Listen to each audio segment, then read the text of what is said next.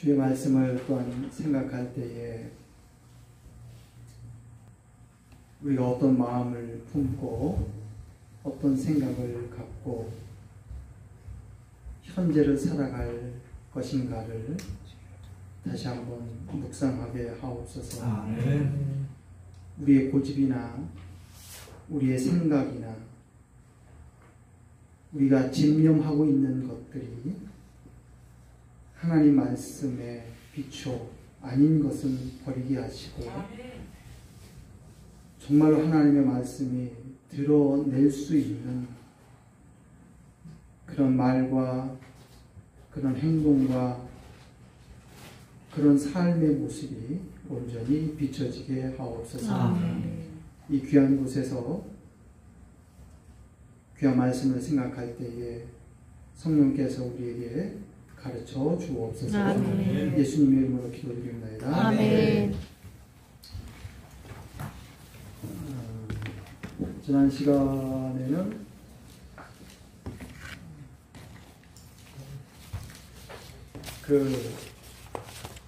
예수님이 왜 시험을 받으셔야 되는가? 단순히 마귀하고 싸워서 이기는 것이 목적이었는가? 그게 아니다라고 생각을 했습니다. 그래서 침례 요한으로부터 침례 받고서 바로 영의 인도함으로 광야로 들어가서 40일간 죽이시고 시험을 겪으시거든요. 그래서 그 시험을 겪으실 때에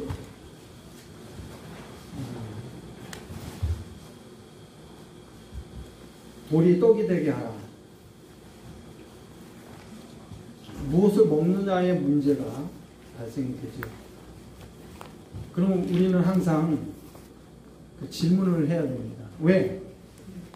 그 수많은 논쟁거리가 있을 테고 수많은 시험이 있는데 물론 예수님께서 40일 굶으셨기 때문에 그 시험을 했다라고 한다면 뭐 이유가 되겠지만 수많은 종류 중에 왜 예수님께 돌을 가지고 떡을 만들어서 먹으라고 했느냐? 왜 그 시험을 했다라고 했었죠? 그렇죠. 먹고 사는 문제. 왜 먹고 사는 문제가 중요하죠? 왜?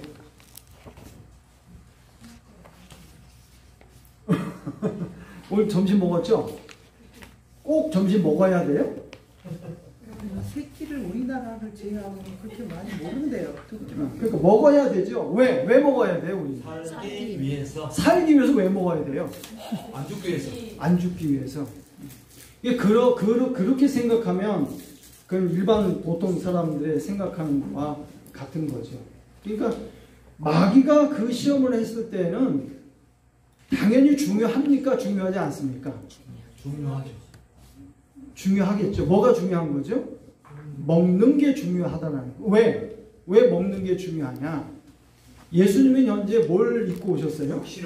육신을 입고 왔기 때문에 육신이 40일간 굶주렸을 때에 생각해 보세요. 우리는 40일 금식하면 물이라도 먹으면서 금식하지만 예수님은 물도 마시지 않고 40일을 금식하셨을 때에 육신은 생명 가진 육신은 그 생명을 지키기 위하여서 얼마나 발악을 하는지 몰라요.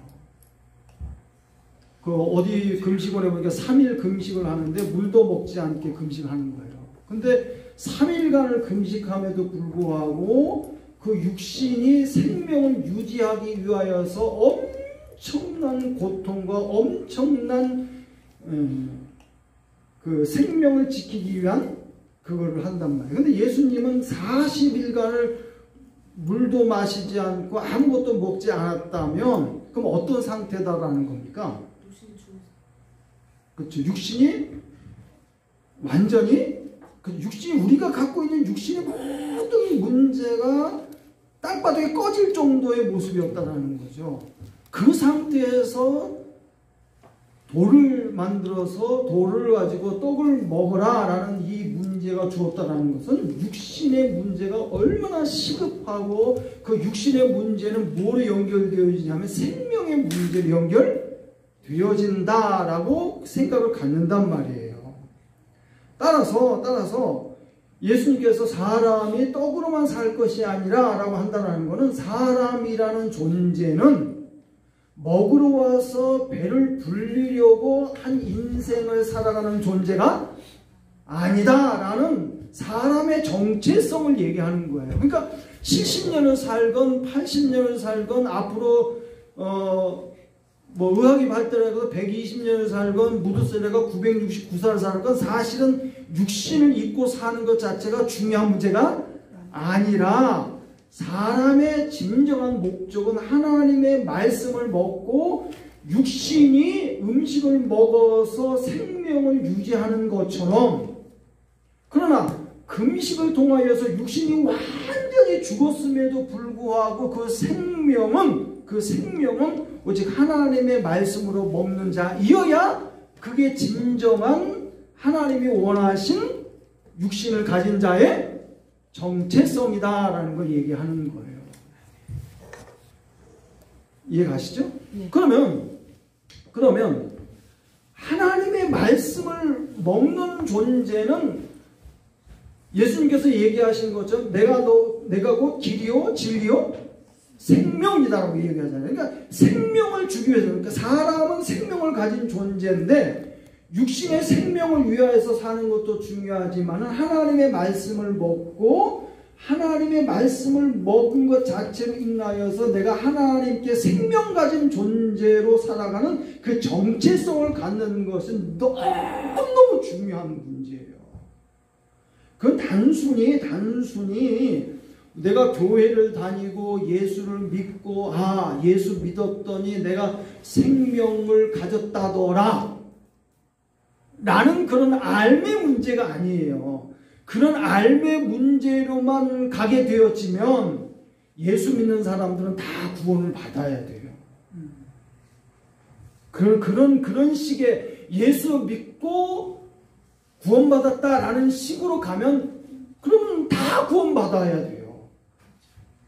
그러면 하나님이 굳이 이 땅에 예수님을 보내실 필요도 없고 굳이 아담과 하와를 통하여서 선악과 문제를 줄 필요도 없어요. 그냥 하나님께서 다 구원하는 게 목적이라면 에덴 동산에서 선악과 만들 필요도 없고 그냥 잘 먹고 잘 살아라 라고 하면 되는데 하나님은 그런 방식으로 사람을 시험하지 않으셨어요.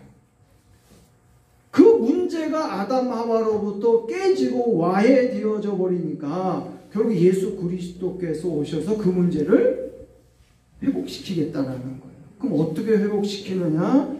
사람이라는 것은 육신의 배부름처럼, 그래서 먹는 것이 즐거운 것처럼 하나님의 달고 오묘한 말씀을 먹음을 통하여서 생명 가진 자의 삶이 얼마나 멋지고 희열있고 감동적인 것인가를 살아내는 것이 사람의 목적이고 하나님의 목적이다라는 것을 얘기하는 거예요.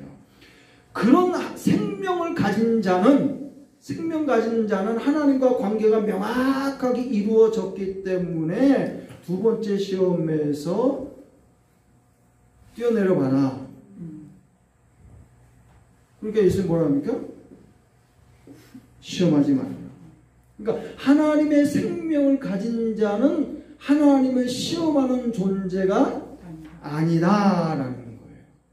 근데 우리 삶 속에 보면 되게 하나님을 시험하는 일들이 되게 많잖아요. 네. 자신도 모르게 시험할 때가 되게 많아요. 저도 요즘 그런 경험을 할 때가 있어요.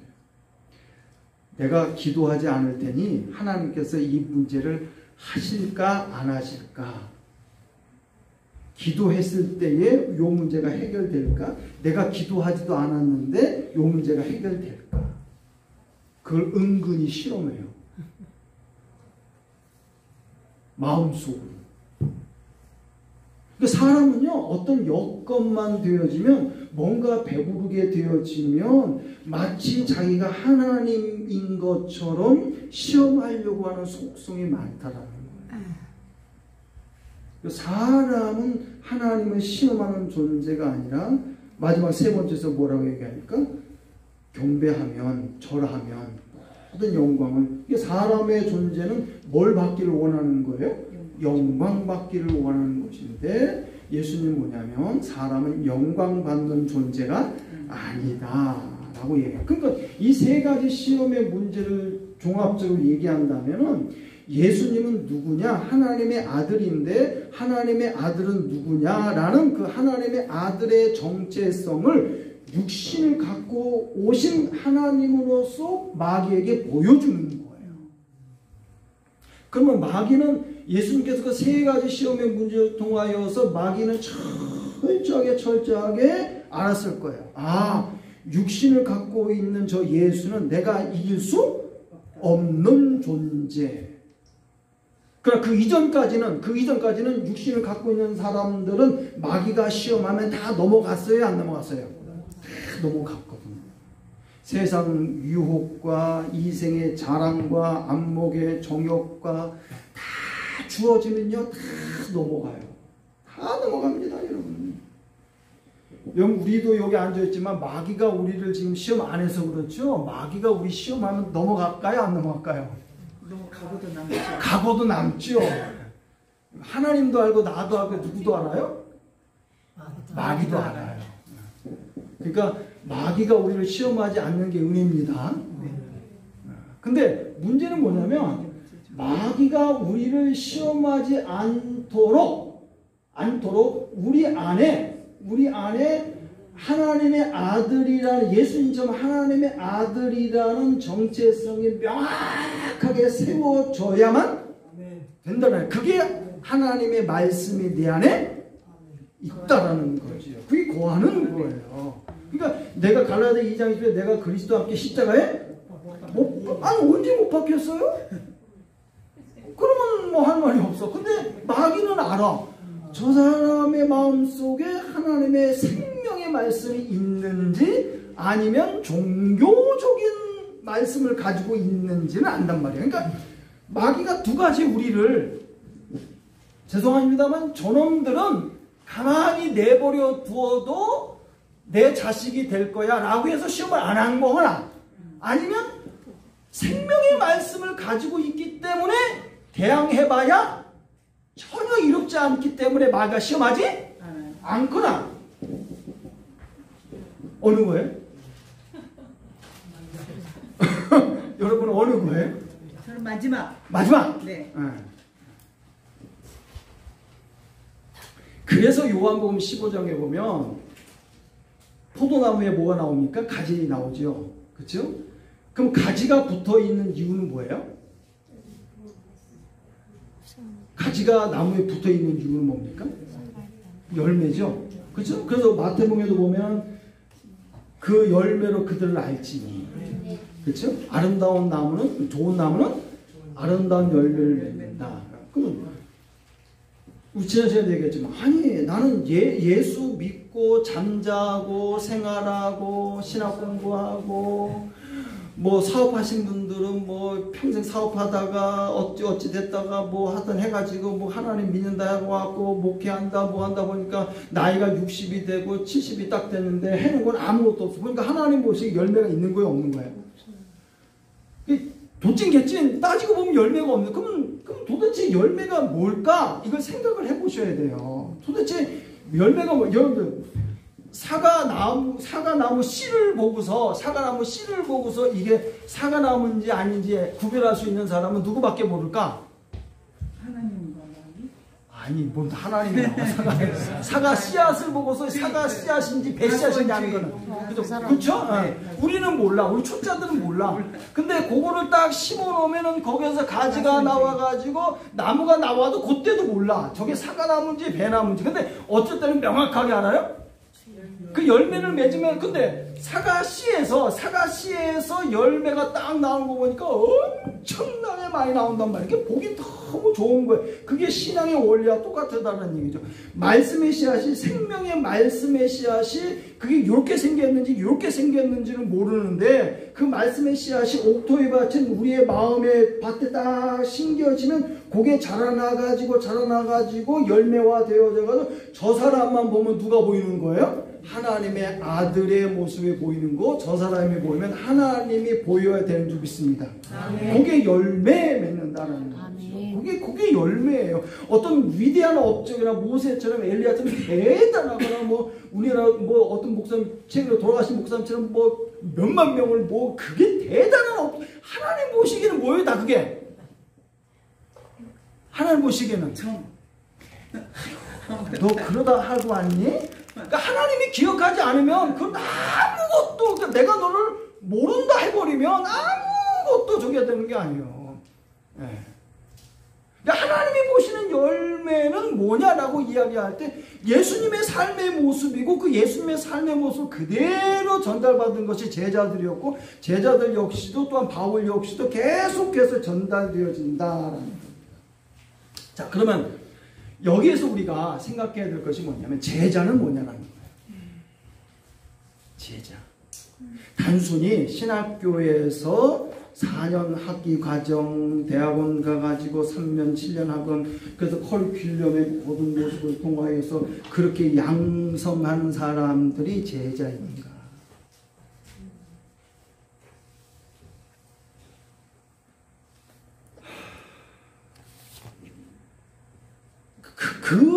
그러한 사고방식을 갖고 있기 때문에 장자교단이 어떻고 다 그런 얘기 나오는 거 아닙니까? 신학교 커리큘럼이 중요한 게 아니죠. 그럼 뭐가 중요한 겁니까? 예수님이 육신의 몸을 입고 오셔가지고 하나님의 아들이라는 정체성을 제자들과 3년 반을 통하여서 그대로 전수할 때에 헬라는 어떻고 히브리는 어떻고 이렇게 해가지고 이렇게 목회를 해라 라는 식으로 했겠어요? 안 했겠어요?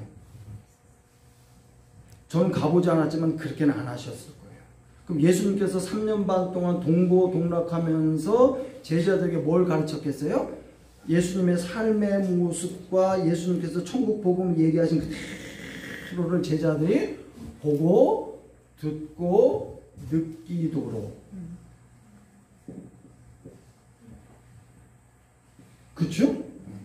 보고 듣고 느끼도록. 이거 만약에 하나님이 기뻐하시는 신학교라면 학위 문제가 아니라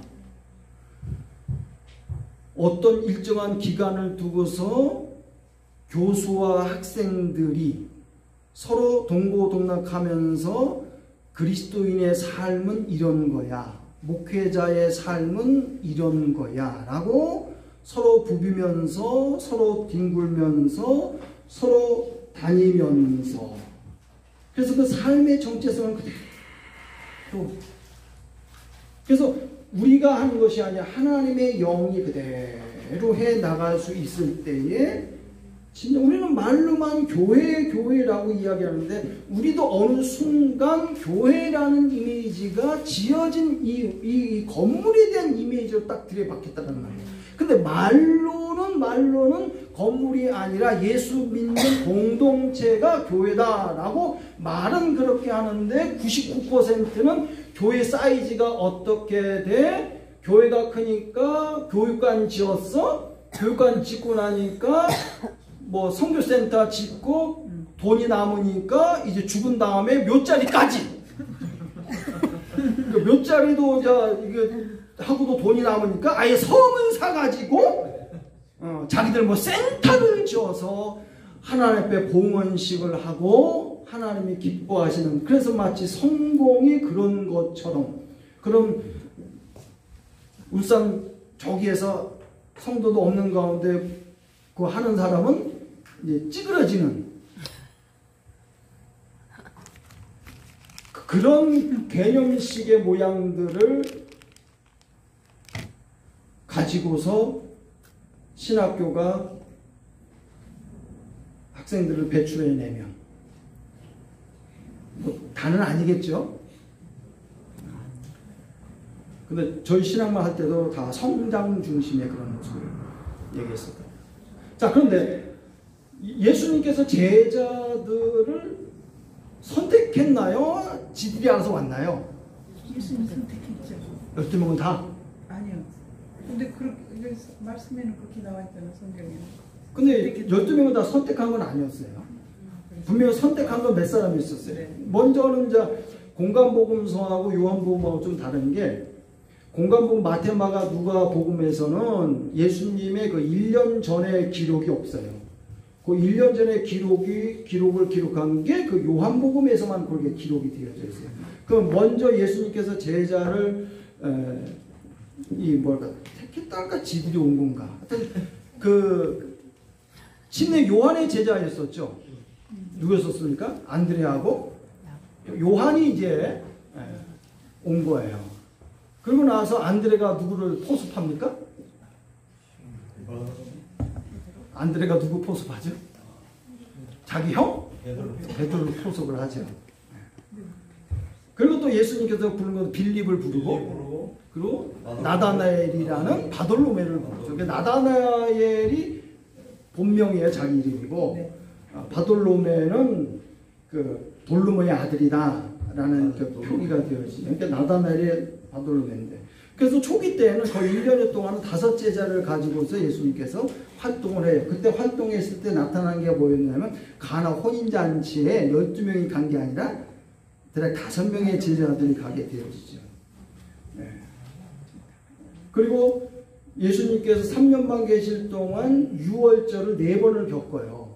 유월절 4번을 겪게 되는데, 첫 번째 유월절 날, 첫 유월절 올라, 그 예루살렘에 올라가서 다 뒤집어 놓죠.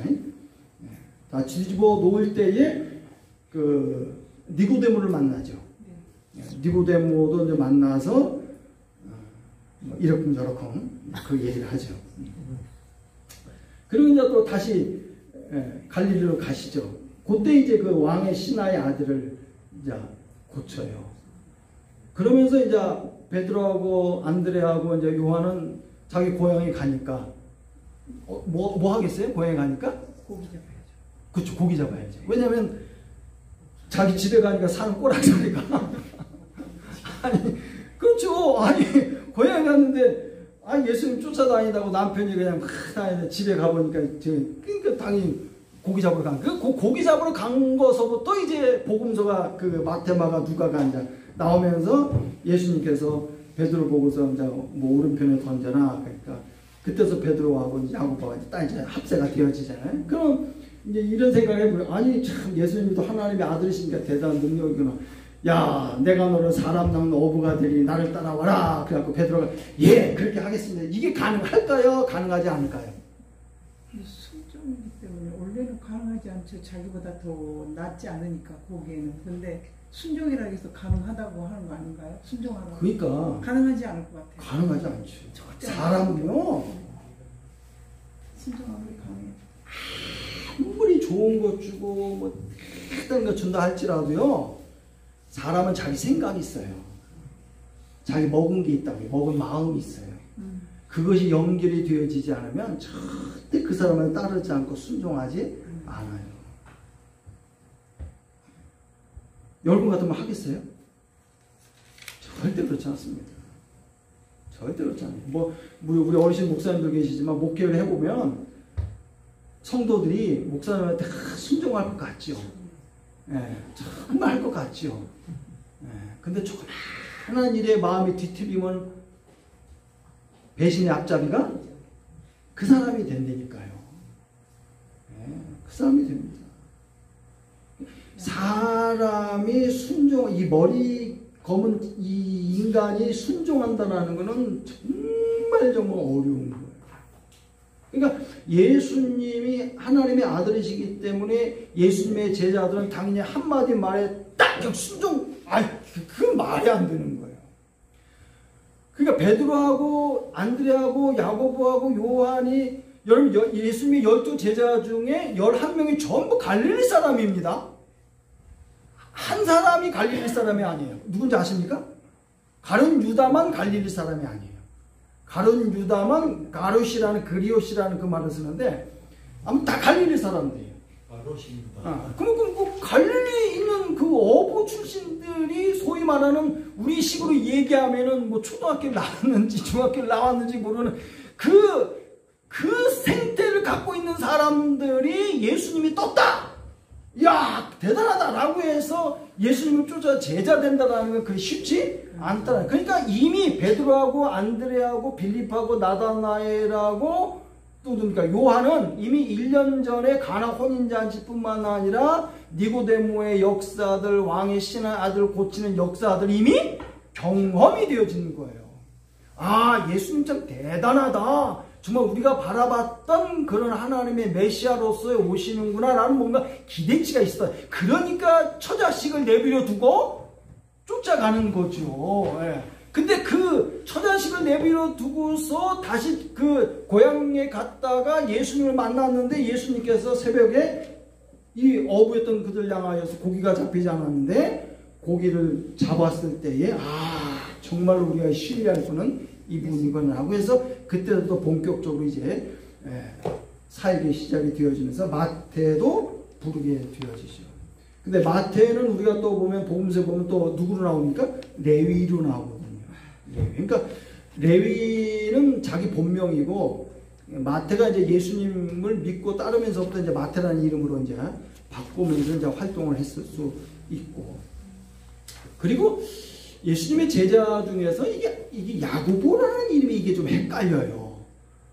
야고보가 참 많이 등장하죠. 예수님의 친동생 중에도 야고보가 있어요.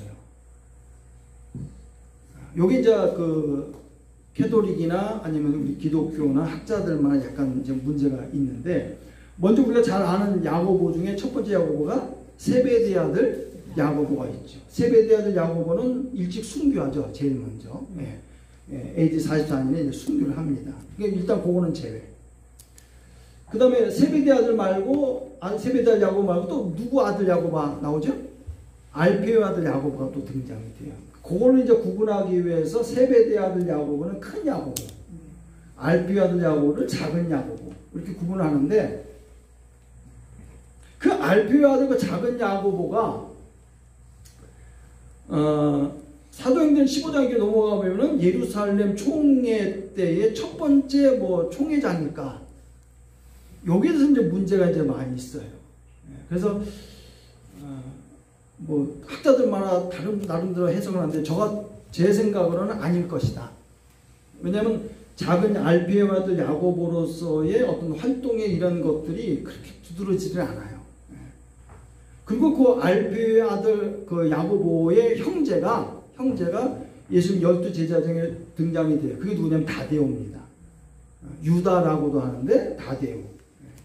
그게 이제 같은 형제지간이가 되어지고 그러면 예루살렘의 총회장격이었던 그 야고보는 누구냐? 그 야고보가 아마도 예수님의 친동생인 야고보였었고 그 야고보가 야고보서를 쓴 사람이 아닐까라고 그렇게 생각이 되어지고 그 다음에 이제 그 예수님 제자 중에 디두모, 도마라는 이 우리가 잘 알듯이 쌍둥이라는 표현이거든요. 디두모라는 이 저기는 헬라어 단어고 도마라는 거는 아람어예요. 같은 말이에요. 같은 말. 쌍둥아 했을 때 그래서 우리가 지금 도마 연구에서 이제 살펴봤듯이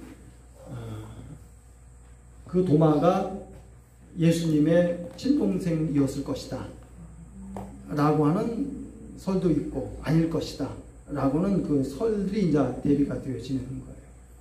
그래서 그 예수님의 친동생이 야고보가 있었고 그 밑에 시몬인가요? 요셉 밑에 시몬 그 다음에 유다. 그래서 그 유다하고 시몬이 쌍둥이였지 않았을까 라고 했을 때 그 유다가 도마고 그 도마가 우리나라까지 와서 그리고 또 복음의 역사가 또 그렇게 진척되어지지 않았을까라고들 그렇게 생각이 되어집니다. 그리고 마지막으로 예수님의 12 제자 중에 이제 가나안인 시몬과 그 다음에 복음서에 보면 제로테스라는 말이에요. 그 같은 말이에요. 제로테스라는 말과 가나안이라는 말과 같은 말인데 이 말은 열심당원 그런 의미가 되어지죠. 그래서 그 예수님의 제자 중에 열심당원이었던 시몬과 그리고 유다가 형성이 되어지죠. 근데 참 놀라운 것은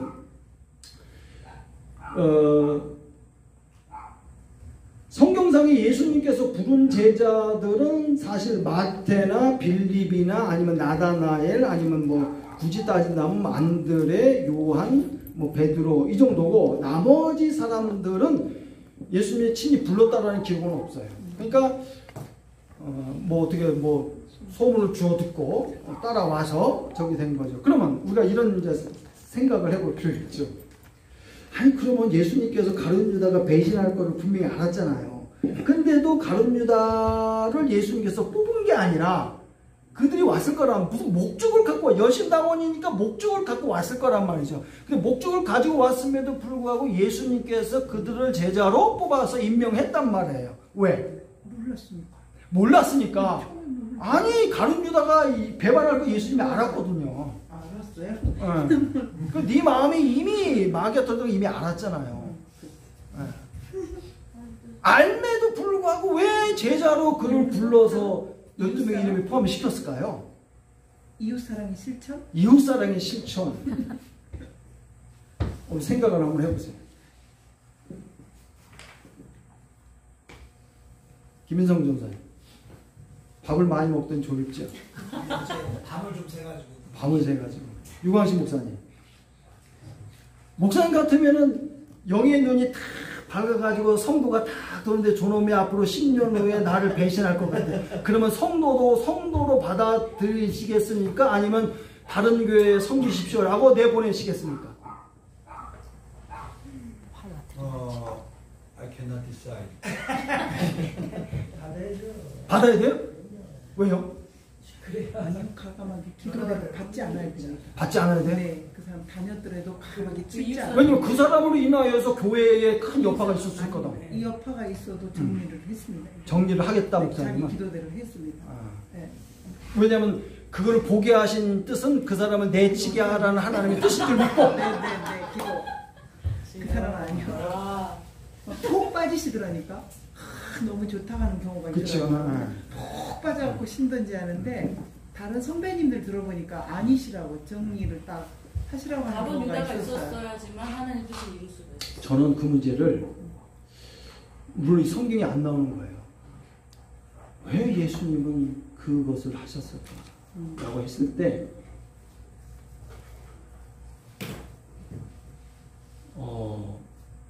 하나님도 주권을 가지고 있지만 인간을 만드시고 생기를 부어넣어서 혼인 존재로 만들 때는 그 혼인 각 개인에게도 뭐가 있는 거예요? 하나님처럼 하나님과 같지는 않지만 하나님처럼 뭐가 있는 거예요? 주권이 있어요. 내가 선택할 것인가 말 것인가 갈 것인가 말 것인가 그 주권을 하나님은 절대 막지 않아요. 절대 막지 않습니다. 그래서 사람이 대단한 거예요. 그래서 또한 하나님이 더 대단한 거예요. 그런 인간을 만들어 놓고서 개인 주권을 가진 인간을 만들어 놓고 하나님의 주권 앞에 순종해라. 이건 하나님의 엄청난 모험이에요, 사실. 요나를 보세요. 기껏 불어놨더니 어디로 도망가요? 그까지 이해 가. 그 주권을 못 그 주권을 못 꺾으니까 하나님이 뭘 준비해요? 큰 물고기 준비하고 집어삼켜버리잖아요. 그러는데도 그 과정을 겪었는데도 뱃속에 있으면서 그 과정을 겪었는데도 니느웨 3일간 돌아서 복음을 전파했더니 며칠 돌아가요? 그게 인간입니까? 그 경험을 했는데도. 근데 그게 인간이 왜? 인간은 그런 주권을 가지고 있다. 내가 할 것이 하나님의 명령을 듣고서 내가 순종할 것인지 안 할 것인지에 대한 이 주권이 엄청나게 강해요. 사람은요, 이게 우리 여기 20여 명 앉아있지만요, 20여 명의 사람들의 생각이 지금 별의별 생각이 다 있어요, 지금. 그런 사람들이 모여서 하나님의 말씀에 순종하고 그 말씀에 대해 생명을 걸겠습니다라는, 그래서 하나님께서 궁극적으로 인간을 혼으로 만들어서 그 주권을 통해서 하나님께서 원하시는 것은 뭐였나? 따라서 자발적인 순종. 그래서 액티브 오비디언스라고 얘기했잖아요. 그게 쉬운 거예요? 그거는요, 너무 어려운 거예요. 그게 어렵다라는 걸 어디서 경험을 해야 되느냐면 사실 금식을 하면서 그게 경험이 돼요. 그러면 순종하는 것이 얼마나 어렵다라는 걸 그걸 육체적으로 경험이 되어지는 거예요. 말로는 우리 하나님의 말씀에 순종, 하나님께 영광, 하나님의 은혜, 말로는 얼마든지 할 수 있어요. 근데 하나님은 그런 상태로 우리를 창조하시고 그런 영광을 받으시는 게 아니라 우리의 마음과 우리의 생각과 우리의 뜻과 우리의 힘과 우리의 모든 전인적인 것을 하나님의 말씀 앞에 스스로 굴복하고 그럴 수밖에 없다라는 마음의 합당함을 하나님 앞에 드려야만 된다라는 거예요. 제자는 그런 사람이 제자이어야만 돼요, 사실. 그렇게 만드시기 위하여서 3년 반 동안 동고동락하면서 가룟 유다라 할지라도 그의 주권을 철저히 인정해 주어요. 철저히 인정해 줍니다. 다만 슬플 뿐이지. 태어나지 아니했으면 좋았을 뻔했을 뿐이지. 철저히 인정해 줍니다. 여러분들의 주권을 하나님께서 묵살시켜봐요. 가만히 있겠습니까? 가만히 있지 않습니다. 그래서 여러분 주기도문에 지간들 쓰는 용어지만 그 뭐 있어요? 그거 저기 뜻이. 우리가 우리의 지은 죄를 같이 우리의 죄를 원래는 어떻게 돼요? 뒤집어야 돼요. 그렇죠? 하나님이 우리의 죄를 용서해 주셔야만 우리도 용서해 줄 수 있다는 개념이 나와야 돼요. 근데 주권이 어디에 있는 거예요? 우리가 우리의 죄를 용서하면 철저히 인정해 준다는 거예요. 철저히 인정해 준다.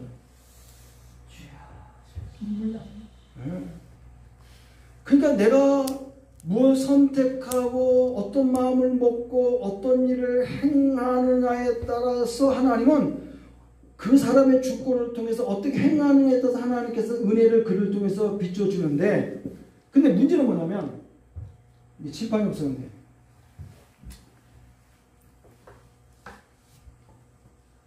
이걸 어떻게 표현을 해야 되나? 하얀 종이. 자, 여기가 출발점이에요. 네. 출발점이야. 선이 출발점에 일직선으로 났어. 45도로 났어. 꾸불꾸불 났어. 정선으로 났어. 네 가지 선택을 해야 돼요. 여기 출발점이에요. 직선 45도 꾸불꾸불 파선 어느 길이 정답. 그 하늘은 좀 그렇고 45도? 45도? 네. 그렇죠. 직선이나 45도나 꾸불퉁 파선이나 다 누구 생각이에요? 지 머리에서 나오는 거예요. 아, 저게 맞을 것 같다. 우리는 출발을 똑같이 보지만 사실 뭘 봐야 돼요? 하나님의 나라를 보는 관점이 있어요. 하나님의 나라가 직선이냐 사선이냐 꾸불퉁하냐 파선이냐 결과 속에 있는, 그러니까 우리는 결과를 보고 가는 사람들이란 말이 있습니다. 그러니까 예수님의 제자들은 뭐냐, 삶 속에서 직선일 수도 있고 파선일 수도 있고 꾸불뚱꾸불땅 누구도 겪어보지 못한 고난과 역경을 만난다 할지라도 그를 통해서 뭐가 보이는 거예요? 하나님의 나라가 보이면 그것이 길이요 진리요 생명인 줄 믿습니다. 그래서 각자의 인생, 각자의 축구는 어떤 사람은 직선일 수도 있어요. 어떤 사람은 꾸불뚱꾸불 할 수도 있어요. 근데 결과는 같아요. 하나님의 나라가 그를 통해서 어떻게 만들어지고 세워질 것인가에 우리의 모든 전심을 걸어야 될 사람이라는 거예요. 그래서 예수님은 제자들을 택하실 때에 갈릴리에 주로 사는 사람들뿐만 아니라 열심당원이었던 사람들도 그를 통해서 하나님께서 보여주실 것을 보게 하고 경험하게 하고 맛보게 하면서 3년 반 동안 그게 동거하신 거예요. 그러면 제자들이 설교를 잘 했겠어요? 못 했겠어요? 우리식으로 지금 얘기하면. 못했지만. 지금 목사님들이 설교를 잘 할까요? 예수님이 제자들 설교를 잘 할까요? 지금 더 아는 게 많겠죠. 동고동락한 옛날 제자들이 더 진솔하지 않을까요? 그럼 오늘날 설교는 뭐 가지고 설교해요? 말씀. 말씀. 성경 말씀. 그 성경 말씀을 하는데 다 대부분 어떻게 해요? 짜집게 하죠? 네.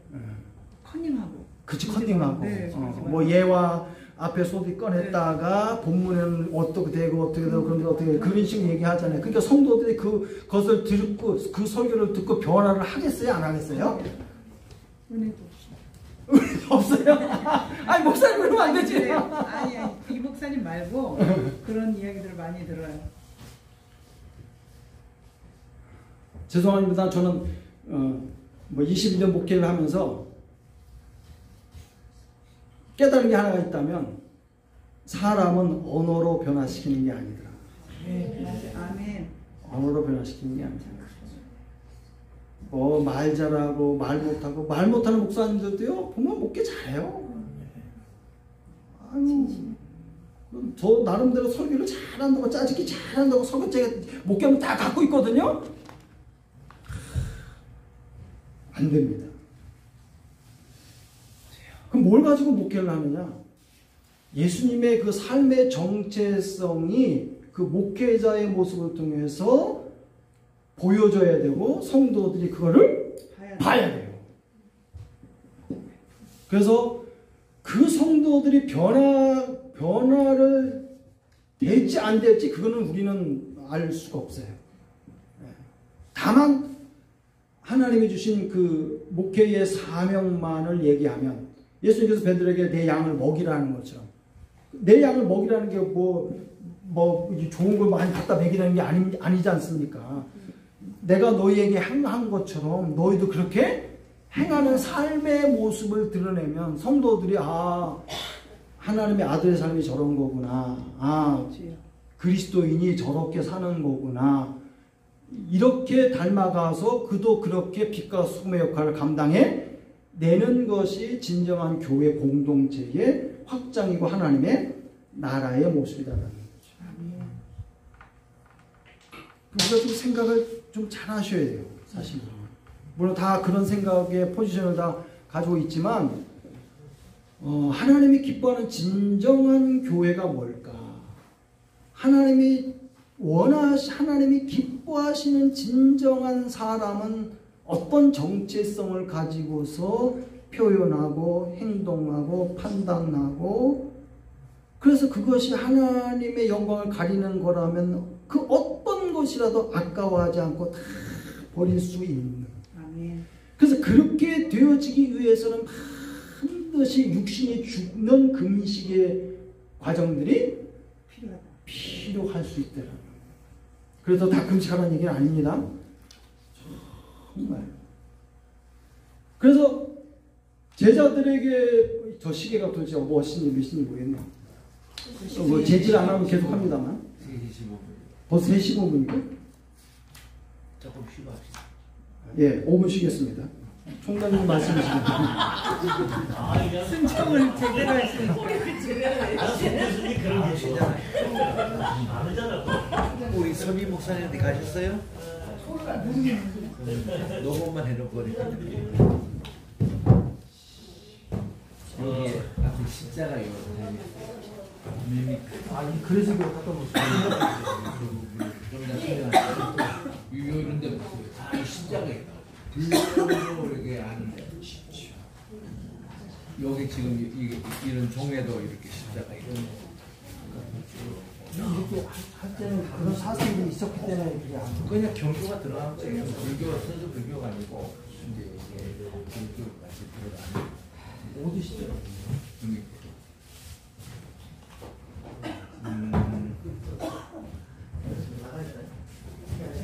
아주 재래식 좀 멋있게 해요. 아, 재래식. 그 보면은 이렇게 투시거든요. 어떤 사람은 장이 어땠는가. 아니 근데 이게 무리를 확실해. 그게 말하기 불교 종인데 신체가 있어. 옛날에 그래서 빠진 분. 혼자 써야 돼. 오늘 제가 마시는 대로 저 화장실 혹시 남자분들 가시다가 빠질 적에 안 빠지는 방법이 있는데. 빠진다고요? 우리는 거의 푸대식이랑 빠지는 잡으시고 평생 딱 빠진 적에 손을 탁 벌려. 그래놓고 너무 좋아가지고 만세. 아 맞습니다. 제일 좋아하는 거. 여기 본상에 올라가서 서울로 올라와야 돼요. 서울 분이 본상으로 가시더니 완전 아니면 저기 목소리 지금 듣는데 제주도로 가면 관광객들이 있어서 같이 제일 먼저. 그게 네? 사모님 그게 저거야 생산포도. 그러니까 생산포도 대부도포도는 안 하시는 그 거예요. 유명한 송산포도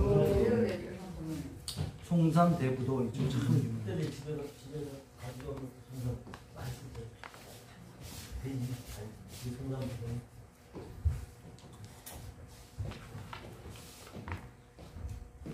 교대에서 총한 15번 했습니까? 예. 교대. 예. 찾는 분이 몇 분 더 있어요. 교대. 아니 한 세 분만 일단 다 되면 줬어요. 다 줬어요. 다섯 분이면 돼. 빠지기 전에 엠버를 또 없어야 또 비비죠. 맞아. 넘치면 안 돼요. 바람씨로 와라. 안 죽는 방법. 물이 있다가 바쁠 것 같으니까 방법이 있어요. 이거 해. 안 죽으면 돼. 아 지금 안 죽는 방법 안 죽는. 오늘 갈 때는 비행기 타고 가야 되는데. 몇 시에요? 7시요. 아유 우리 어머니가 왜 내놨어? 지금 집사람도 대구 갔지 아무도 없어가지고. 그럼 비행기 타고 가면 8시, 9시 되는데 저 돌보십니까? 그 저녁 시간에. 그 저녁 시간에 그럼 3층에다 올려놔 주시면 어머니 혼자 계시고 중간중간 전화하면서 전화 안 하면 또 없는 줄 알고 뭐 난리 나는데 또. 근데 어머니 좀 좋아하시죠? 그대로? 그 치매를 좋아하시냐? 다 잊어버리니까. 곤란하시네. 한 3시간 정도 혼자 계셔야 되는데. 오늘 딱 거기 타임이 딱 그렇게 안 오시죠. 명절 때 동생네도 내려왔나요? 남동생만 참고 있다가 여동생 안 하고 끝나고 송 목사님 끝나고 우리 찬양하고 하고 아닌데 시간이 저거 이 경고 들으려니까 시간이 이동하고 시간이 안 나. 아 그러니까 이거 지금 일단 시원해요. 아 시간이 안 돼. 좀 목사님 발표해야 돼. 아니 뭘 내가 그 생각인데 수업량이 있으니까 그건 다음에 하고 수업을 진행해요. 아니 근데 다음 시간에 보시고